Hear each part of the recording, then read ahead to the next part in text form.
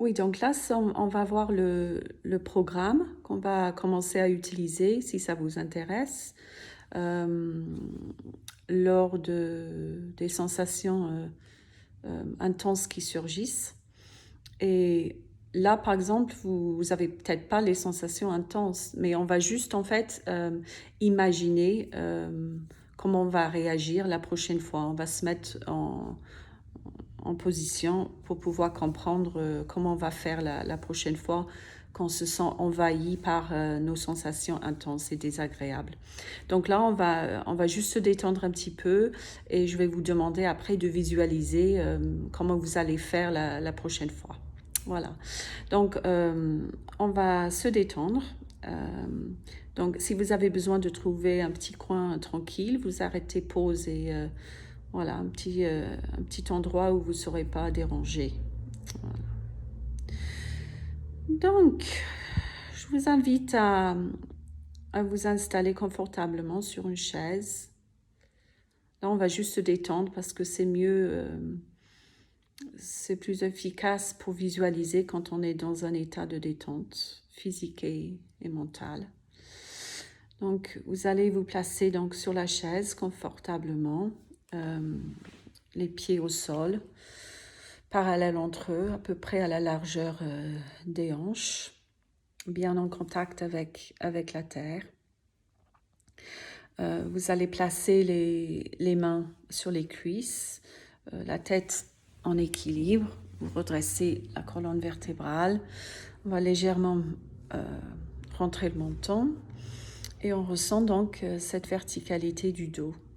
Si vous préférez le confort, parce que soit vous avez le dos bien étiré, vous avez la partie pubis sternum étirée, soit si vous cherchez le confort, voilà, vous mettrez le dos en contact avec la chaise.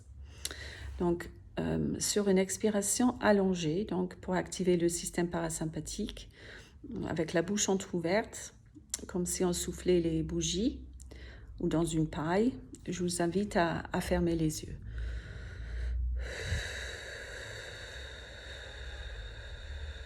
Et là, je relâche tous les muscles de la tête aux pieds. Je relâche toute la tension dans le visage. Là, je ne fais pas un body scan, hein. Ce n'est pas une sophonisation de base ni un body scan, c'est juste on se met dans un état de détente pour pouvoir visualiser. Donc voilà, je relâche toutes les tensions, la tension dans les visages, le front qui se déplisse, les joues, la mâchoire, la nuque. Je relâche les épaules, le ventre.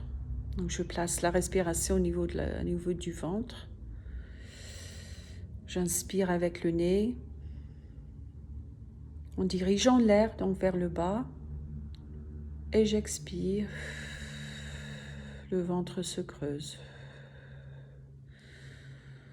La respiration doit rester calme et naturelle, jamais forcée. Donc si vous n'êtes pas à l'aise avec la respiration abdominale, pour le moment, ce n'est pas grave.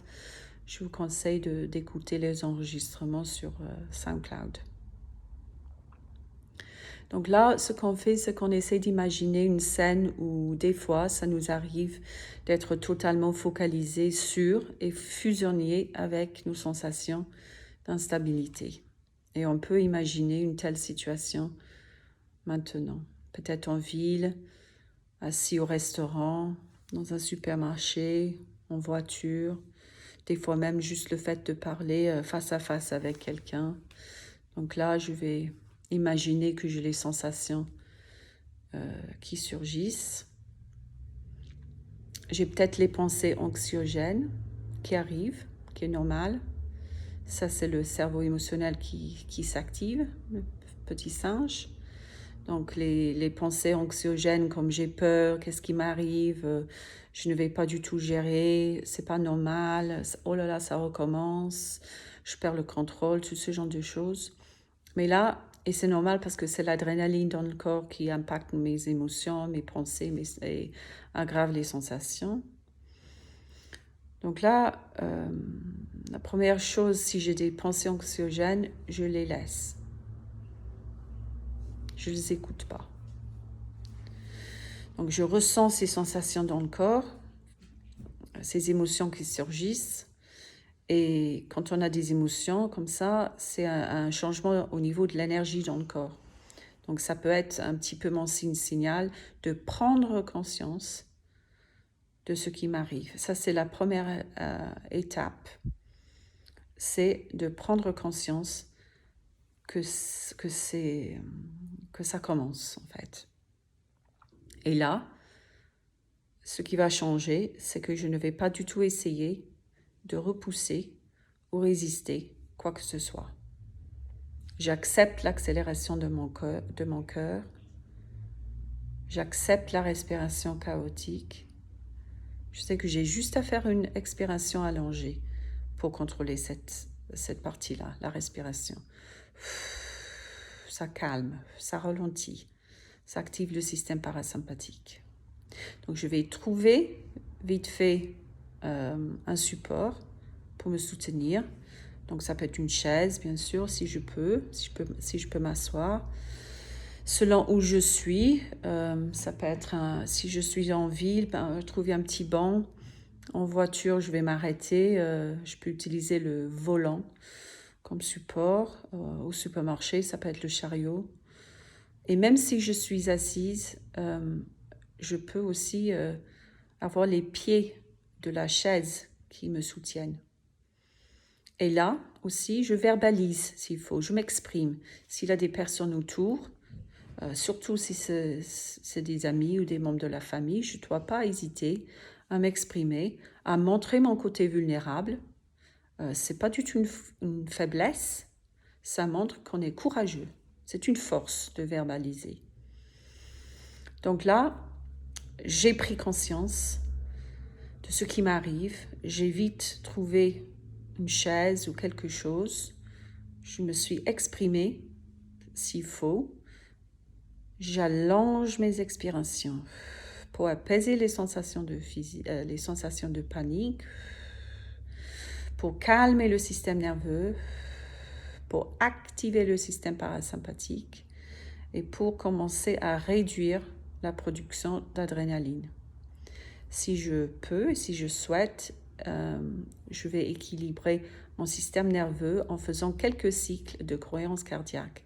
Donc j'expire, 2, 3, 4, 5.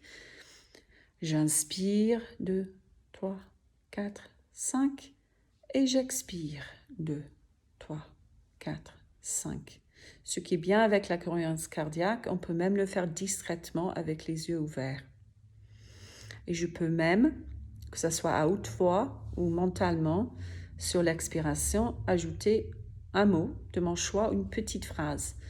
Donc sur l'expiration, on va dire « J'apprends à surfer la vague » dont j'avais parlé la dernière fois.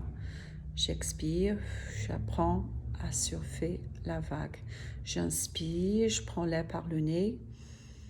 J'expire, j'apprends à surfer la vague. Je suis fière de moi. Et là, symboliquement, si on a toujours les sensations de tangage, donc on a pris conscience, on a trouvé un support, on a allongé les expirations, on a fait quelques cycles de cohérence cardiaque. Et là, symboliquement, je vais imaginer que je jette l'encre au milieu donc, de cet orage en moi. Je peux l'imaginer maintenant. J'imagine un petit bonhomme, si je veux, sur un bateau qui lance l'encre. Et le fait de lancer l'encre va stabiliser le bateau qui continue à bouger. Moi, je vais peut-être continuer à bouger, à tanguer, et c'est OK comme ça. Mais j'ai quand même cette ancre. Je suis en sécurité dans un lieu sûr. Et là, vous dirigez votre attention vers les points d'appui, vers les pieds. Les sensations sont peut-être toujours présentes. Je les accepte. J'apprends à surfer la vague. mais ça ne m'empêche pas de diriger mon attention vers les pieds. Donc une petite partie de mon attention vers les pieds, la plus grosse partie reste sur mes sensations et je suis à l'écoute de ces sensations. Je ne les repousse pas, je ne les résiste plus. Donc là, je suis concentrée, focalisée sur mes pieds qui représentent mon ancre, ou les pieds de la chaise, si vous préférez. J'avais du mal au début à imaginer les pieds comme un ancre, donc là, j'utilisais les pieds de la chaise. Et là, donc, je reste concentrée sur les pieds qui touchent par terre. Je les plante dans le sol. Ressentez la terre ferme sous vos pieds. Vous ressentez la pression de vos pieds en contact avec la terre. Poussez-les. Sentez le sol qui vous soutient. C'est votre ancre. Donc j'ai une partie de mon attention vers les pieds, mais l'autre partie reste avec les sensations. Ce n'est pas une stratégie d'évitement, parce que là j'apprends à les accueillir. J'apprends à surfer la vague. Comme le bateau en mer, le plus sûr, c'est de se laisser aller avec le courant. Donc tout en étant rempli de sensations intenses, je suis quand même capable de diriger mon attention vers mes pieds, de rester ancré. Si les pensées anxiogènes sont présentes, là aussi, je les laisse passer, sans m'accrocher à elles, sans fusionner avec elles. J'imagine mes pensées comme un bruit de fond, comme si j'avais la radio allumée et j'écoutais pas. Ce n'est que des pensées, ce ne sont pas les faits réels. Et là, je vais juste faire un petit geste physique parce que j'ai envie de prouver à mon cerveau que je suis capable de contrôler mon corps, en fait. Donc ça peut être vraiment n'importe quoi. C'est juste pour lui montrer que je garde le contrôle de mon propre corps. Donc ça peut être vraiment un geste où je bouge les mains, les doigts, les jambes. Je peux lever les deux jambes. Souvent, je prends de mon sac les fleurs de Bach, Rescue Remedy. Je mets un petit spray ou deux. Peu importe si ça marche en fait, c'est juste le fait de faire un geste physique. Je suis capable de prendre ma main, prendre mes doigts, prendre ça de mon sac. Même si j'ai des tangages, je contrôle toujours mon corps. C'est ça qu'on veut essayer de montrer à notre cerveau. Je suis capable aussi d'élargir mon champ d'attention. Ressentez la position de votre corps maintenant dans l'espace. Et on va essayer donc de voir ces sensations, de voir une place à l'intérieur de nous. Cet espace est limité. Ce n'est pas tout mon corps. Elles ne prennent pas toute la place. Une phrase qui résonne beaucoup en moi, peu importe le volume de la sensation, elle ne deviendra jamais plus grande que moi. Elle ne fera pas mal. Donc je libère cet espace, de la place dans mon corps pour ces sensations, pour ces émotions. J'apprends à ne pas les repousser. Elles peuvent rester. Je les laisse traverser mon corps. Elles ont leur place. J'ai mon corps autour. Donc je ressens vraiment cet espace qui entoure ces sensations, ces émotions. Un espace qui les contient et un espace qui les entoure, localisé à l'intérieur de moi. Et je visualise cette distance. Donc maintenant, je peux ouvrir les yeux et m'ouvrir à mon environnement, m'engager avec le monde extérieur, car j'étais complètement focalisée sur les sensations à l'intérieur. Je peux élargir mon champ d'attention, revenir vers les 5 sens, écouter s'il y a des bruits proches ou lointains, les odeurs, j'observe tout ce qui est autour de moi. Je cultive une attitude de curiosité. Voilà, je prends conscience de tout ça. Et une fois un peu apaisé, ça peut durer. Et si ça dure, ben je reste avec tout ce que j'ai fait jusque-là. Les expirations allongées, la cohérence cardiaque. Je laisse passer les pensées. Je montre de temps en temps au cerveau que je suis capable de faire un geste. Tout ce genre de choses. Une fois un peu apaisée, je peux me demander qu'est-ce que j'ai besoin d'entendre. Et je choisis de me parler autrement, de me soutenir, d'être un petit peu, si vous voulez, comme mon propre coach encourageant, comme je ferais comme je ferais avec n'importe quel ami en difficulté. Et je m'entraîne à remplacer mon dialogue interne négatif, souvent par une voix rassurante et douce. Donc là, je me dis, donc, qu'est-ce que j'ai besoin d'entendre là? Parce que des fois, on est seul, des fois, souvent même, on n'a pas le soutien autour. Donc là, qu'est-ce que j'ai besoin d'entendre? Et j'ai une liste de phrases. Ça va, je gère, j'apprends à vivre avec mes sensations qui font partie de moi. Donc si je repousse les sensations, je me repousse, je ne m'aime pas. Donc j'ai toute une liste en fait, je vais peut-être mettre la liste sur la description. Je me dis mon anxiété est tout à fait normale, je gère ces sensations avec de plus en plus de confiance. Elles essayent peut-être de me dire quelque chose, ces sensations, je les écoute. J'apprends que j'ai un choix sur mes actions, même en présence de sensations et d'émotions très fortes. Je ne contrôle pas ces émotions, mais j'ai un contrôle sur mon corps, mes bras, mes jambes, mes doigts. Et voilà, je continue qu'est-ce que j'ai besoin d'entendre? Voilà. Donc, je mettrai, je pense, les étapes sur la description pour vous aider.